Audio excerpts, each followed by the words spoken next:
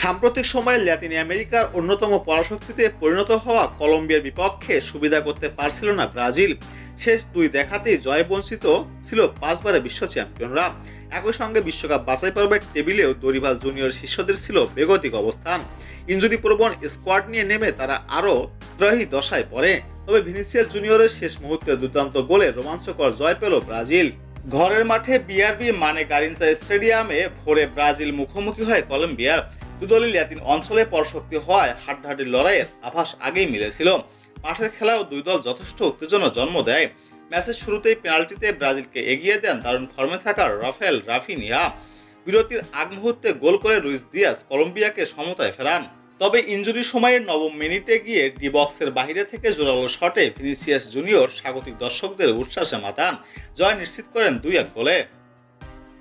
এ জয় Latin আমেরিকার বাছাইয়ের point টেবিলের বড় উন্নতি হয়েছে ব্রাজিলের। 13 ম্যাচে 21 পয়েন্ট নিয়ে তারা 2-এ উঠে গেল।